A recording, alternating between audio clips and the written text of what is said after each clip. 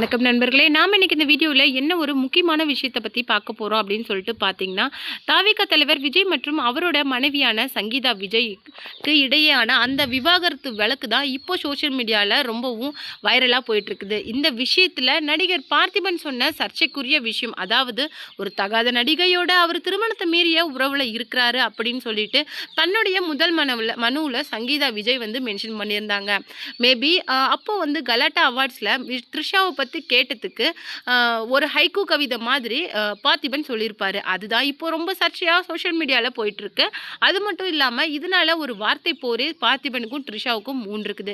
இதை பற்றி நம்ம முதல் முக்கியமான விஷயமா இந்த வீடியோக்குள்ளே கிளியராக பார்க்கலாம். அதுக்கப்புறமேலு சங்கீதா விஜய் வந்து கொடுத்துருக்கிற இரண்டாவது மனுவுக்கு அரசியல் பெண் தலைவர்கள் நிறைய பேர் அவங்களுக்கு ஆதரவு கொடுத்துட்டு வராங்க.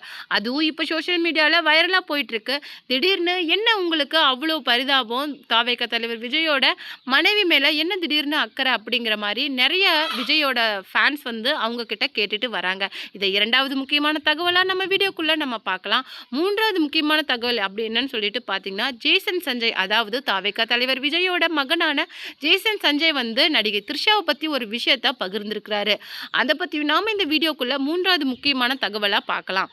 அது மட்டும் கிடையாது, இப்போ இன்னொரு முக்கியமான தகவல் என்ன அப்படின்னு சொல்லிட்டு பார்த்தீங்கன்னா, த்ரிஷாவை தான் அந்த சங்கீதா விஜய் மென்ஷன் பண்ண அந்த நடிகை த்ரிஷா அப்படின்னு சொல்லிட்டு தான் இந்த வீடியோ இந்த சோஷியல் மீடியாவில் ரொம்ப வைரலாக போயிட்டுருக்குது. ஆனால் அவங்க வந்து அந்த நடிகையோட பேரை இன்னும் மென்ஷன் பண்ணலை.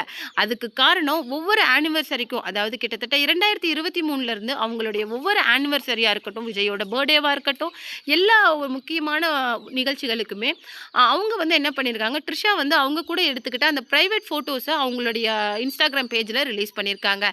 இதுக்கு மௌனமாக விஜய் இருக்கிறத பார்த்து தான் சங்கீதா விஜய்க்கு கோபமே வந்திருக்குது. அப்ப மௌனமா இந்த விஷயங்களுக்கு நீங்க சம்மதம் சொல்றீங்களா அப்படிங்கிற மாதிரி கேள்விதான் சங்கீதாவோட மனசை கிட்டத்தட்ட 2 ஆண்டுகளா போட்டு உலுக்கிட்டு இருக்கு. அதனாலதான் மியூச்சுவலா டிவோர்ஸ் வந்து 2 to 3 இயர்ஸா கிட்ட அவர்கிட்ட கேட்டுட்டு இருக்காங்க. அவர் வந்து இந்த பரஸ்பர விவாகரத்துக்கு ஒப்புதல் கொடுக்காத அந்த நிலையில தான் இன்னைக்கு சங்கீதா விஜய் என்ன பண்ணியிருக்காங்க அப்படின்னு சொல்லிட்டு பார்த்தீங்கன்னா, நீதிமன்றத்தை நாடி இந்த உறவை முறிச்சுக்கலாம் அப்படின்னு சொல்லிட்டு முடிவு பண்ணியிருக்காங்களாம்.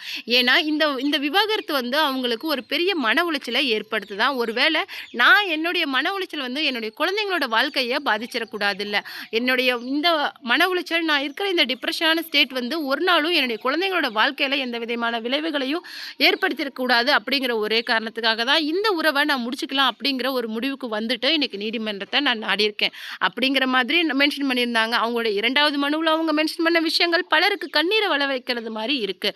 அதில் என்ன சொல்லியிருந்தாங்க அப்படின்னு சொல்லிட்டு பார்த்தீங்கன்னா, நீலாங்கரை வீட்டில் நான் தங்கக்கூடாதா, அதில் தங்குறதுக்கு எனக்கு உரிமை கிடையாதா, அந்த வீட்டில் எனக்கு சம உரிமை இருக்குது, கிட்டத்தட்ட 25 ஆண்டுகள் மேலே நான் அந்த வீட்டில் இருந்திருக்கிறேன், இப்போ வந்து என்ன நீங்கள் தங்கக்கூடாதுன்னு சொல்கிறதுக்கு உங்களுக்கு என்ன உரிமை இருக்குது அப்படின்னு சொல்லிட்டு தாவேகா தலைவர் விஜயோட சட்ட வக்கீல் கிட்ட அவங்க வந்து சண்டையிட்டு இருக்கிறாங்க. இங்கே தங்கக்கூடாது அப்படிங்கிற மாதிரி அங்கே வேலையாட்களும் வந்து சங்கீதா விஜயை மிரட்டினதா தன்னுடைய புகாரில் அவங்க மென்ஷன் பண்ணியிருக்காங்க. போலீஸ் பாதுகாப்போடு நாங்கள் அந்த வீட்டில் தங்குறதுக்கு கோர்ட் தான் எங்களுக்கு அனுமதி வழங்கணும், எனக்கு வந்து லண்டனில் தான் குடியுரிமை இருக்குது, இங்கே எனக்கு வந்து குடியுரிமை கிடையாது, அதனால் இங்கே எனக்கு தங்குறது ரொம்ப கஷ்டமாக இருக்கும், அதனால் நான் நீலாங்கரை வீட்டில் என்னை தங்குறதுக்கு போலீஸ் பாதுகாப்போட கோர்ட் வந்து அனுமதி வழங்கணும் அப்படின்னு சொல்லிட்டு தன்னுடைய இரண்டாவது மனுவில் கண்ணீர் மல்க சொல்லியிருக்காங்க. அதுதான் இப்போ சோஷியல் மீடியாவில் ரொம்ப வைரலாக போயிட்டுருக்குது.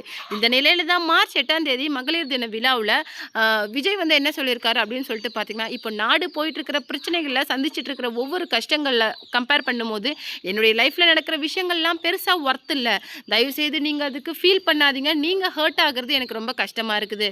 இப்போ நம்ம எல்லாருமே ரொம்பவும் ஸ்ட்ராங்காக இருக்க வேண்டிய முக்கியமான காலகட்டம், இந்த காலகட்டத்தை நம்ம தவற விட்டோம் அப்படிங்கிற பார்த்தீங்கன்னா நாம் வந்து மிகப்பெரிய பிரச்சனைக்கு உள்ளாகும். தயவுசெய்து யாரும் அந்த மாதிரி என்னுடைய விசிறிகள் வந்து அந்த மாதிரி பிரச்சனைகளுக்கு உள்ளாகிறத நான் விரும்பலை.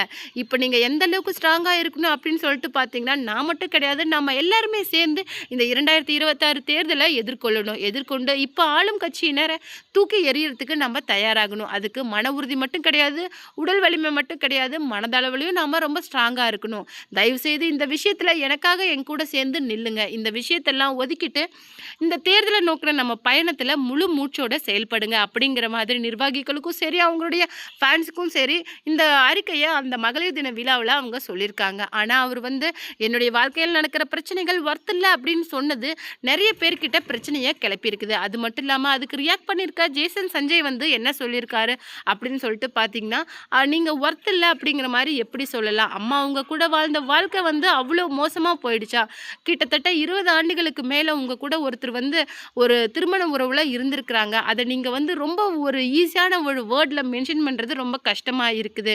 இந்த மாதிரி சூழ்நிலையில் நீங்கள் 2 பேரும் தயவு செய்து குழந்தைங்களோட மனவேதனையை தயவு செய்து நீங்கள் புரிஞ்சுக்கணும் அப்படிங்கிற மாதிரி சொல்லியிருக்காங்க. இப்போ ரீசெண்டாக லண்டன் போய் ஜேசன் சஞ்சய் வந்து சங்கீதா விஜயை மீட் பண்ணிட்டு வந்தார் அப்படிங்கிற மாதிரி சொல்லியிருக்காங்க. அப்போ வந்து 2 பேருக்கும் நடுவில் நிறைய விஷயங்கள் பகிரப்பட்டிருக்கு அப்படின்னு சொல்லியிருக்காங்க. இந்த சமரச பேச்சுவார்த்தையை முன்னெடுக்கிறதுக்காக தான் ஜேசன் சஞ்சய் இங்கேருந்து லண்டன் போயிருக்காரு அப்படிங்கிற மாதிரி விஷயங்களும் நிறைய சோஷியல் மீடியாவில் வெளியாயிட்டு வருது. இதில் என்ன சொல்லியிருக்காரு அப்படின்னு சொல்லிட்டு பார்த்தீங்கன்னா, அம்மா வந்து எந்த மாதிரி ஒரு நடிகை பற்றியும் அவங்க மென்ஷன் பண்ணலை. நீங்கள் தேவையில்லாத அப்பா கூட வேறு யாரையும் சேர்த்து வச்சு பேச வேண்டாம். அவங்க வந்து எந்த மாதிரி விழாவுக்கு போகிறது அவங்களுடைய தனிப்பட்ட உரிமை. அவங்க நண்பர்கள் கூட போகலாம், தனியாக போகலாம்.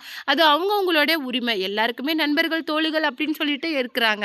தயவுசெய்து எதையும் முடிச்சு போடாதீங்க. அப்படி அவரை பற்றி பேசுகிற நீங்கள் தயவுசெய்து எங்கள் குடும்பம் உள் விஷயத்தில் தலையிடாதீங்க. எங்களை பற்றியோ இல்லை அம்மாவை பற்றியோ தயவுசெய்து எந்த விதமான பேச்சையும் வச்சுக்காதீங்க அப்படிங்கிற மாதிரி ரொம்பவும் மனமுடிஞ்சு பேசியிருக்காரு. நான் வந்து இப்போ ஒரு படத்தை டிரெக்ட் பண்ணிட்டு இருக்கேன் அப்படின்னு சொல்லிட்டு எல்லாமே தெரியும். ஆனால் நான் அந்த பட ஷூட்டிங்காக போகிற ஒவ்வொரு இடங்களையும் என்னை நோக்கி வர முதல் கேள்வி வந்து அப்பா அம்மா நல்லா இருக்காங்களா அப்படிங்கிற கேள்வி தான். எந்த அளவுக்கு என்னுடைய குடும்பத்து மேலே அவங்க மரியாதை வச்சுருந்தா இப்படி கேட்டிருப்பாங்க. இன்னும் நிறைய பேர் எங்கள் குடும்பத்து மேலே ரொம்பவும் மரியாதை வச்சுருக்காங்க. அது மட்டும் இல்லாமல் நாங்கள் நல்லா இருக்கணும் அப்படின்னு சொல்லிட்டு நினைக்கிறாங்க. தயவுசெய்து எங்கள் குடும்பத்து மேலே இருக்கிற இந்த களங்கத்தை துடைக்கிற வரைக்கும் தயவுசெய்து யாரும் இந்த விஷயத்தை பற்றி பேச வேணாம். அப்பாவையும் வேற ஒருத்தரையும் வச்சு தப்பாக பேசுறது எங்களுடைய லைஃப்பை தான் பாதிக்கும். தயவுசெய்து புரிஞ்சுக்காங்க. அவங்களுக்குன்னு கொஞ்சம் ப்ரைவேட் ஸ்பேஸ் இருக்குது. அதை கொஞ்சமாவது மதிங்க, ஒபே பண்ணுங்க ப்ளீஸ் அப்படிங்கிற மாதிரி சொல்லியிருக்காங்க.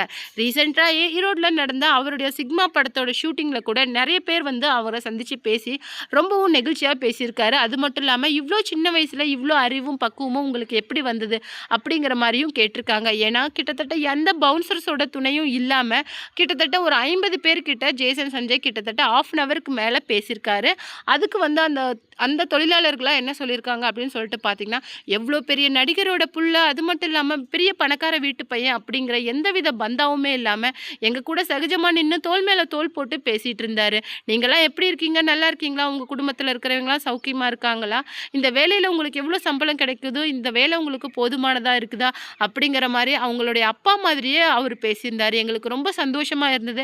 இவ்வளோ பெரிய பணக்கார வீட்டு பிள்ளை எங்கள் கூட நின்று சகஜமாக பேசுறதை நினச்சா எங்களுக்கே கிட்டத்தட்ட கூச்சமாக இருந்தது. ஆனால் ஜேசன் சஞ்சய் அது எந்த விதமான வெக்கமோ இல்லை தயக்கமோ இல்லாமல் எங்கள் கூட சகஜமாக நின்று பேசுகிறத பார்த்தா எங்களுக்கு ரொம்ப சந்தோஷமாக இருந்தது. அவர் வந்து இந்த படம் என்னுடைய முதல் படம், கண்டிப்பாக இந்த படம் நீங்கள் ரிலீஸ் ஆகும்போது எனக்கு உங்களுடைய ஆதரவு கண்டிப்பாக இருக்கணும் அப்படிங்கிற மாதிரி ரொம்பவும் பக்குவமாக கேட்டுக்கிட்டாரு.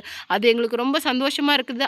அவருக்கு அவங்களுடைய அப்பாவுக்கு மட்டும் கிடையாது, அவருடைய மகனுக்கும் எங்களுடைய ஆதரவு எப்பயுமே இருக்கும். எப்பேற்பட்ட குடும்பம் அது, எப்பேற்பட்ட நடிகரோட புள்ள அவர், கண்டிப்பாக அவரும் வாழ்க்கையில் பெரிய இடத்துக்கு போவார் அப்படிங்கிற மாதிரி அந்த தொழிலாளர்கள் ரொம்ப நெகிழ்ச்சியாக பேசியிருந்தாங்க.